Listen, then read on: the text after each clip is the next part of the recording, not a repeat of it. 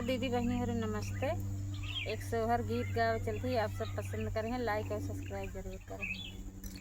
सभिवा में बैठे राजा दशरथ माना ही माने, सोचे माना ही माने सोचाई हो रामा बिन रे ओ रामा महली में भाई मोरी सुनी तो एक लालन बिना एक लालन बिना हो रामा मोरी अयोध्या भाई सुनी तो एक लालन बिना एक लालन बिना हो ही ऊँची नागरिया तो आवाध नागरिया तो आवाध नागरिया ने हो वही ऊँची महालिया मारे तो आवाध नागरिया तो आवाध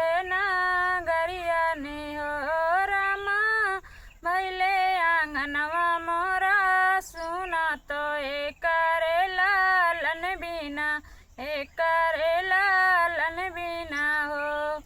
द्वारे से उठे राजा दशरथ जंगल वका जाई जंगल वका जाई हो।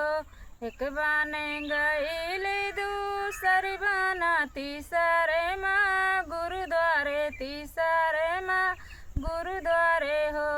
गुरु कौनो उपाय बताओ त्या लालाने हमरे होते लालाने हमरे होते हो।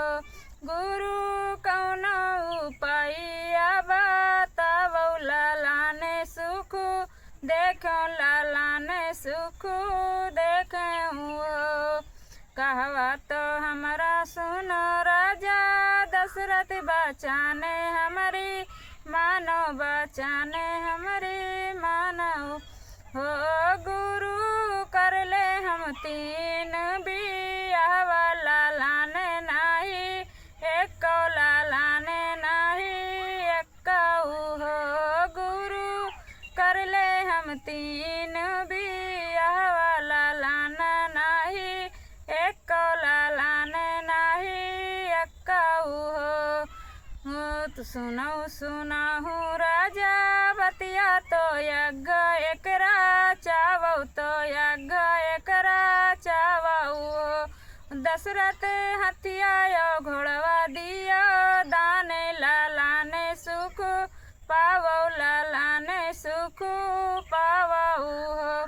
दशरथ हथिया घोड़वा दियो दाने लालाने तोरे होई है लालाने तोरे होई आई हो। दशरथ बाबा ने भूख खावावो लालाने तोरे होई है